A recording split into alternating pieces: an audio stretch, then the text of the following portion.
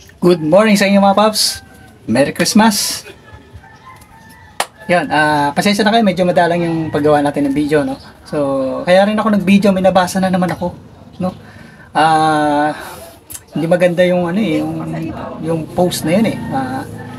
Nakaka hawa lalo na sa mga newbie, no? Meron kasing nag-post na isang rider doon nasiraan ng makina, no? Nasira yung makina ng motor niya, no?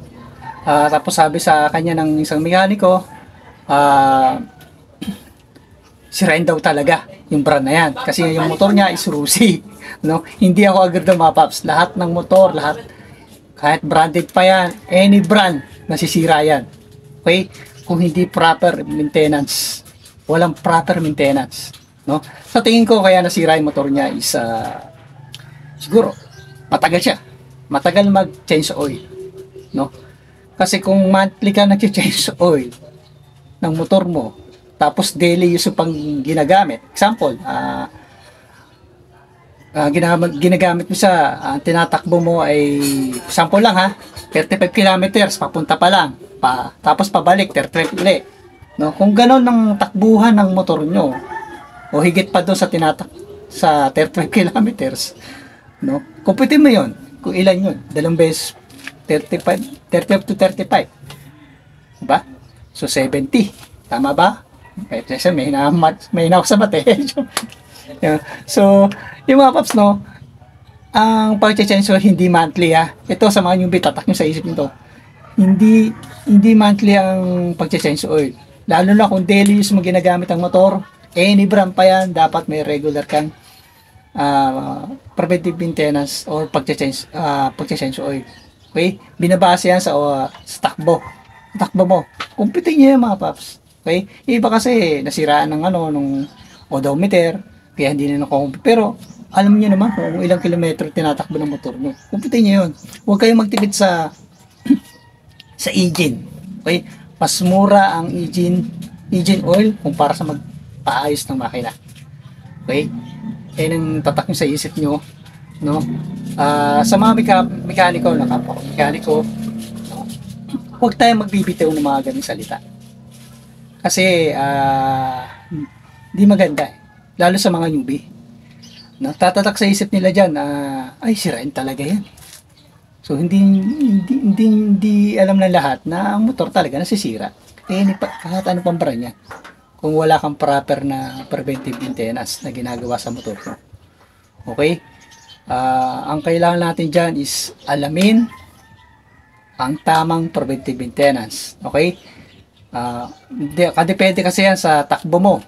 Kukumputin mo yun kung ilang kilometro, and then anong klase ng langis ang ginagamit nyo. Okay? Kung fully synthetic man yan, o regular, or semi-synthetic, kumputin nyo yung mga paps. So, bibigyan ko kayo ng sample. Kung regular yan, siguro. Kung regular oil, lagyan natin mga 1.5. Ever 1.5, change oil. Okay, mura lang naman yan. Huwag yung intindihin yung change, yung engine oil. O kung semi-synthetic naman, pwede kayong mag 2,000 kilometer o 2.5 kilometer, change oil kayo. Ganun. Pag full synthetic naman, 3,000 to 3.5 kilometer, change. Ganun lang mga paps. Sample lang yan ha. So, depende pa rin yan sa inyo. Dahil kayong gumagamit ang motor nyo. Okay? At syempre, iwas-iwasan din natin yung hataw ng hataw. No? Andalang nyo na nga mag-change oil, tapos hataw para kayo ng hataw. Syempre, masisira talaga yung makina. At huwag natin laging isisisi. No? Huwag natin laging isisisi sa isang brand dahil sa China bike nga siya. No? Lahat ng motor ay nasisira. Kahit anong brand pa yan, kahit mamahalin pang motor yan, kung hindi proper yung wala kang proper preventive maintenance, isa na dyan yung pag-change oil. So ang preventive maintenance, marami yan. Lahat ng parts ng motor mo ay kahit tornilyo yan, may preventive maintenance yan eh. Okay? So, ano pa ba? Ayun lang gusto kong mga paps. Huwag kayong maniniwala dun. Nasa sa inyo, nakasalalay, ang ikatatagal ng motor nyo. Mapa-China bike man yan, o mapa-branded man yan. Okay? Ang dapat mong alamin, yung proper preventive maintenance. Ayun yung gusto kong matutunan nyo, lalo sa mga newbie. Okay? No? Hindi porke sinabi ng mekaniko, maniwala agad kayo. So, parang doktor yan. No? Pumunta kayo sa isang shop, sinabi sa inyo, oy, ano na yan, sira na yung ganito, o ano na yan, ganito gagawin yan, overhaul na yan, o top overhaul na yan. Huwag kayo agad maniniwala doon. Lalo na kung sabi-sabi lang, walang ginawang troubleshoot, no? Pag ganon, mag-second opinion kayo sa ibang mekaniko, mag-third opinion kayo sa ibang mekaniko. No? Parang ganon yan, mga paps. Parang tao rin yan, no? Na hanggat sa makakita kayo ng trusted mechanic. Pag nakakita kayo ng trusted mechanic, stay na kayo doon. Kasi siya yung magpapatino ng motor mo. Okay? So, ayun lang mga paps. No? Mga newbie, huwag kayong maniniwala doon sa mga mekaniko na sirain yung mga China bike. Lahat yan nasisira. Okay? Sira yan. Mapa-branded ba, mapa-China bike yan, nasisira yan. Regular at maayos na preventive maintenance. Nasa inyong mga kamay, nasa paggagamit nyo, ay katatagal na mga motor nyo. Mapa-FI man yan, mapa-carburetor man yan, any brand yan ng motor.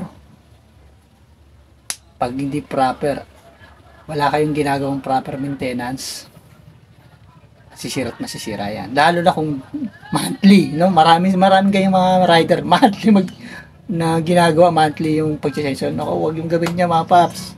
Lalo kung daily use yung ginagamit. No, tapos mahaba yung tinatakbo nyo. O malibala kung may hindi mahaba yung tinatakbo nyo, no? Tapos madalang yun magamitan ng motor, okay lang yun. Pero kung daily use yung ginagamit, maawa kayo sa motor nyo, mag-change oil naman kayo. Okay? So mura ang motor, mura ang engine oil, mahal magpaayos ng motor. Okay lang. Mahaba na mga video. So ingat kayo lagi mga paps. Rest sa inyo lahat.